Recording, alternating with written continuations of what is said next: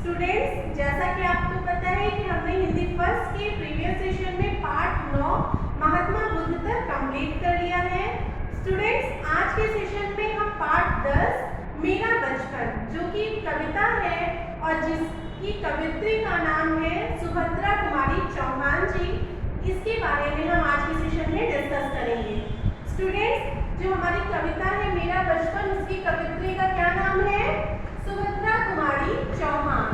Students, इस कविता के माध्यम से सुभद्रा कुमारी चौहान जी ने अपने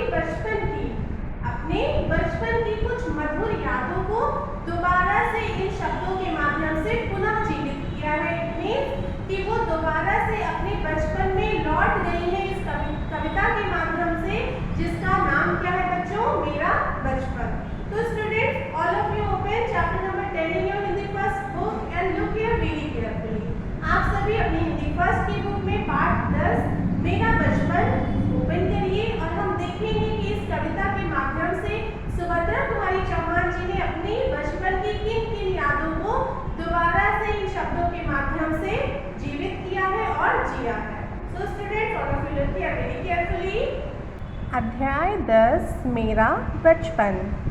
स्टूडेंट्स, जो हमारी प्रस्तुत कविता है मेरा बचपन, इसकी कवित्री का क्या नाम है? मैंने आपको बताया, सुभद्रा कुमारी चौहान। तो स्टूडेंट्स, जो हमारी कविता है मेरा बचपन, इस कविता में कवित्री ने बचपन की यादों को अपने शब्दों में पुनः जीवित किया है। उन्होंने क्या किया है कि इस कविता के माध्यम से उन्होंने अपने बचपन की कुछ मधुर यादों को दोबारा से वो संजो रही हैं, दोबारा से वो जी रही हैं। तो चलिए बच्चों, शुरू करते हैं हम अपने पहले पद्यांश से। पहला पद्यांश है बच्चों, बार बार आती है मुझको मधुर याद बचपन तेरी, गया ले गया तू जीवन की सबसे मस्त खुशी मेरी। अर्थात पहले पद्यांश में कवित्री क्या कहना चाह रही हैं कि बार बार आती है मुझको मधुर याद बचपन तेरी, अर्थात कि जो बचपन की बहुत सारी मीठी मीठी यादें हैं, बातें हैं, वो कवित्री को बार बार आ रही हैं। हर बार उन्हें अपने बचपन की मीठी मीठी यादें याद आ रही हैं, मीठी मीठी बातें उन्हें याद आ रही हैं। गया ले गया तू जीवन की सबसे मस्त खुशी मेरी। जैसे जैसे हम बड़े होते जाते हैं, वैसे वैसे क्या होता है बच्चों, हमारा बचपन जो होता है वो बीतता चला जाता है, कहीं दूर छूटता चला जाता है। तो उसी के संदर्भ में कवित्री कह रही हैं कि गया ले गया तू जीवन की सबसे मस्त खुशी मेरी। जैसे जैसे मेरा बचपन बीतता गया, वैसे वैसे मेरे जीवन की जो सबसे अच्छी खुशियाँ थी, सबसे मस्त खुशी अर्थात जिससे मुझे सबसे ज़्यादा खुशी मिलती थी, उसको वो धीरे धीरे अपने साथ ले गया। ये जो समय व्यतीत हुआ और जिसमें हम अपने बचपन को पीछे छोड़ आए, उसमें हमारे जीवन की जो सबसे अच्छी खुशियाँ थीं, जिसको मैं बार बार याद करती हूँ, वो धीरे धीरे बीतती चली गईं और पीछे छूटती चली गईं। तो बच्चों, चलिए दोबारा से देखते हैं इस पद्यांश को। बार बार आती है मुझको मधुर याद बचपन तेरी, गया ले गया तू जीवन की सबसे मस्त खुशी मेरी। अर्थात कि बार बार मुझको अपने बचपन की मीठी मीठी बातें, शैतानियाँ, जो हम बचपन में हंसी मजाक करते थे, वो सारी चीज़ें मुझे याद आ रही हैं। क्यों याद आ रही हैं? क्योंकि जैसे जैसे धीरे धीरे समय बीतता गया, हम बड़े होते गए, बचपन हमारा बीतता चला गया और हमारे जीवन की सबसे बड़ी खुशियों को अपने साथ ले गया। क्लियर? अगला पद्यांश देखिए बच्चों, चिंता रहित खेलना खाना वह फिरना निर्भय स्वच्छंद, कैसे भुलाया जा सकता है बचपन का अतुलित आनंद। चिंता रहित अर्थात चिंता रहित का अर्थ होता है बच्चों कि किसी भी तरह की परेशानी ना हो, हमें किसी भी प्रकार का किसी भी बारे में हमें सोचना विचारना ना हो। निर्भय का क्या अर्थ होता है बच्चों? कि बिना किसी डर के। निर्भय का अर्थ कि जिसको किसी भी प्रकार का भय ना हो, बिना डर के। स्वच्छंद का अर्थ क्या होता है बच्चों? कि जो पूरी तरह से स्वतंत्र हो, अपने मन का काम करने वाला, जो मनमाना व्यवहार करता हो, उसे हम क्या कहते हैं? स्वच्छंद कहते हैं। अतुलित का क्या अर्थ होता है बच्चों? कि जिसकी तुलना ना की जा सके, जिसकी कोई सीमा ना हो, उसे हम क्या कहते हैं? अतुलित अर्थात अपरिमित। चिंता रहित खेलना खाना वह फिरना निर्भय स्वच्छंद, अर्थात कि बचपन में हम क्या होते हैं, बिना किसी परेशानी के, बिना किसी चिंता के खेलते हैं, खाते हैं और इधर उधर बिना किसी डर के बिल्कुल स्वतंत्र होकर घूमते फिरते रहते हैं। कैसे भुलाया जा सकता है बचपन का अतुलित आनंद?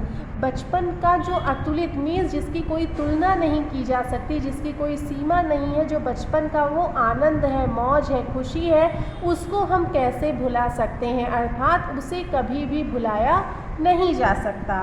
लुक अगेन, चिंता रहित खेलना खाना व फिरना निर्भय स्वच्छंद कैसे भुलाया जा सकता है बचपन का अतुलित आनंद? अर्थात कि बचपन में जैसे हम बिना किसी परेशानी के, बिना किसी चिंता के खेलते खाते रहते थे, बिना किसी डर के स्वतंत्र होकर इधर उधर घूमते फिरते हैं, अपने मन का जो भी हमारे मन में आता है, जो भी हमें मन करता है करने का, हम वो करते हैं। इन सभी आनंदों को, जो हमारे बचपन के ये सभी मौज मस्ती हैं, खुशियाँ हैं, इनको हम जीवन पर्यंत कभी भी भुला नहीं सकते हैं। तीसरा पद्यांश क्या है बच्चों?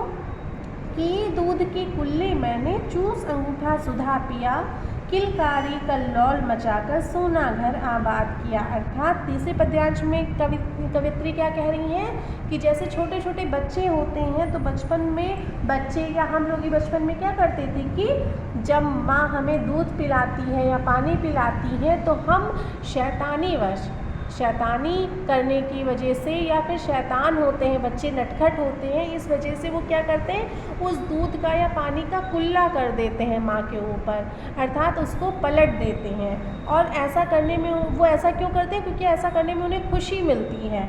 चूस अंगूठा सुधा पिया, और बचपन में हम जब अंगूठा चूसते हैं मुंह में रख करके, तो वो हमें ऐसा प्रतीत होता है जैसे हमें अमृत मिल गया हो, हम अमृत पी रहे हों। हमें अंगूठा चूसने में इतनी खुशी मिलती है कि जैसे लगता है कि हम मानो अमृत पी रहे हों। किलकारी कल्लौल मचाकर सोना घर आबाद किया, और बच्चों की हंसने की, रोने की या फिर शोर मचाने की जो आवाज़ होती है, जिसको हम क्या कहते हैं, किलकारी कहते हैं। जैसे बच्चों के रोने की आवाज़ या फिर हंसने की, जब बच्चे बहुत ज़ोर ज़ोर से हंसते हैं तो उसको हम क्या कहते हैं, किलकारी कहते हैं। या बच्चे जब रोते हैं तो वो बहुत तेज़ आवाज़ करते हैं, चिल्लाते हैं, तो वो सब क्या होता है, इन सभी आवाज़ों से जो घर का सूनापन होता है वो ख़त्म हो जाता है, और वो घर बहुत ही तेज ध्वनियों से गूंजायमान हो जाता है। अर्थात कि बच्चे बचपन में क्या क्या करते हैं कि दूध के कुल्ले कर देते हैं, और जब ऐसा वो करते हैं तो उन्हें बहुत खुशी मिलती है और वो खुशी से खिलखिला कर हंसने लगते हैं। चूस अंगूठा सुधा पिया, जब बच्चे बचपन में या हम लोग अपने बचपन में क्या करते थे कि जब अंगूठा चूसते थे तो मानो ऐसा लगता था कि हमें अमृत मिल गया है। और बच्चों की जो तेज हंसने की किलकारी होती थी या रोने की जो आवाज़ें होती थी, चिल्लाने की, उनसे जो हमारे घर का खालीपन होता था वो क्या होता था, वो दूर हो जाता था और पूरा घर उनकी किलकारियों से गूंज उठता था। सो स्टूडेंट्स, इस तरह से मैंने आपको पद्यांश पहला, दूसरा और तीसरा समझाया। आई होप कि आपको समझ में आया होगा। चलिए अब हम इस कविता का जो आखिरी पद्यांश है, चौथा पद्यांश देखते हैं। So all of U turn your page and look at page number 60। So students, हमारी कविता का जो आखिरी पद्यांश है वो क्या है, चौथा पद्यांश है। रोना और मचल जाना भी क्या आनंद दिखाते थे, बड़े बड़े मोती से आंसू जयमाला पहनाते थे। अर्थात कि जब बचपन में बच्चे किसी भी बात से रूठ जाते हैं और फिर थोड़ी ही देर में वो मान जाते हैं, उनकी कोई भी बातें अगर आप मना कर दीजिए तो वो रूठ कर बैठ जाते हैं, फिर आप उनके मन का करिए तो वो खुश हो जाते हैं, हंसने लगते हैं। तो ये जो बचपन का रूठना, मान जाना, पल भर में रोना, पल भर में हंसने लगना, ये सारी चीज़ें जो थीं वो ये सारे पल क्या देते थे, बहुत ही आनंद देते थे, बहुत ही खुशियाँ देते थे, मौज मिलती थी इनसे। बड़े बड़े मोती से आंसू जयमाला पहनाते थे। और जब बच्चे रूठ करके किसी बात पर नाराज़ होकर के रोने लगते हैं तो जब उनके दोनों ही आँखों से आंसुओं की जो धार बहती है तो वो ऐसे प्रतीत होता है, ऐसे लगता है जैसे बड़े बड़े मोती हैं और वो बड़े बड़े मोती मिल करके एक बड़ी सी जयमाला, फूलों की माला बना रहे हैं। तो हमारे आखिरी पद्यांश में क्या कहा है सुभद्रा कुमारी चौहान जी ने कि बचपन में पल भर में रूठना, पल भर में मान जाना, पल भर में किसी बात से नाराज़ होकर रोने लगना, फिर उसी क्षण किसी अच्छी चीज़ को देख करके खुश हो जाना, ये सभी चीज़ें कितनी खुशियाँ देते थे, कितना आनंद देते थे। और जब बचपन में हम रोते थे किसी बात को लेकर के, हमें किसी बात से तकलीफ़ होती थी, हम रोते थे, तो जो हमारे आँखों से आंसू निकलते थे वो ऐसे लगते थे कि जैसे वो बड़े बड़े मोती बह रहे हैं और वो बड़े बड़े मोती मिल कर के एक बड़ी सी जयमाला बना रहे हैं। तो बच्चों, इस कविता में इस तरह से कवयित्री ने अपने बचपन की बहुत सारी मधुर यादों को संजोया, जो कि मैंने आपको इस पार्ट में एक्सप्लेन किया। आई होप कि आपको अच्छे से समझ में भी आया होगा। सो स्टूडेंट्स, मैंने आपको पार्ट 10 की जो कविता है हमारी मेरा बचपन, वो एक्सप्लेन किया। आई होप कि आपने अच्छे से समझा होगा पार्ट 10 की कविता का सारांश। तो बच्चों, चलिए अब हम डिस्कस करते हैं पार्ट 10 से संबंधित कुछ शब्दार्थ जो कि आपको अच्छे से लर्न करना है। Okay, so students look here. पहला शब्द है मधुर। पहला शब्द क्या है? मधुर। मधुर का अर्थ होता है मीठी। मधुर का अर्थ क्या होता है? मीठी। अगला शब्द है खुशी। खुशी का अर्थ होता है प्रसन्नता। खुशी का अर्थ क्या होता है? प्रसन्नता। तीसरा शब्द है चिंता। तीसरा शब्द क्या है? चिंता। और चिंता का अर्थ होता है परेशानी। चिंता का अर्थ क्या होता है? परेशानी। चौथा शब्द है निर्भय। निर्भय का अर्थ क्या होता है बच्चों? जिसको किसी भी प्रकार का भय ना हो, डर ना हो। तो निर्भय का अर्थ क्या होगा? बिना डर के। निर्भय का क्या अर्थ होगा? बिना डर के। अगला शब्द है स्वच्छंद। अगला शब्द क्या है? स्वच्छंद। स्वच्छंद का अर्थ होता है मनमाना व्यवहार करने वाला, अर्थात स्वतंत्र, जो हर प्रकार से स्वतंत्र हो, जो अपने मन का करता हो, उसे क्या कहते हैं? स्वच्छंद कहते हैं।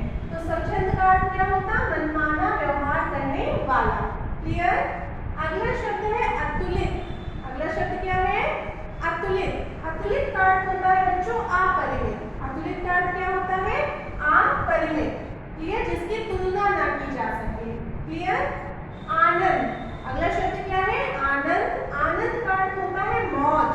आनंद का अर्थ क्या होता है? मौज। आखिरी शब्द है बच्चों सुधा। आखिरी शब्द क्या है? सुधा। और सुधा का अर्थ होता है अमृत। Clear students? सो स्टूडेंट्स, ये कुछ शब्दार्थ है जो हमारे पार्ट 10 से संबंधित है। आपको स्टूडेंट्स इन शब्दार्थ को अपनी हिंदी फर्स्ट की कॉपी में बहुत ही नीट एंड क्लीन हैंडराइटिंग में नोट डाउन करना है, राइट करना है। स्टूडेंट्स, वन मोर थिंग कि आपकी बुक में प्रश्न 2 और प्रश्न 3, इट मीन्स कि एक्सरसाइज 2 एंड 3 दी गई है जो कि पार्ट 10 से संबंधित है। बच्चों, प्रश्न 2 में आपको क्या करना है कि सही विकल्प पर सही का निशान लगाना है, और प्रश्न 3 में आपको कविता की कुछ अधूरी पंक्तियां दी गई हैं, उन्हें आपको कंप्लीट करना है, पूरा करना है। So student, this is your homework.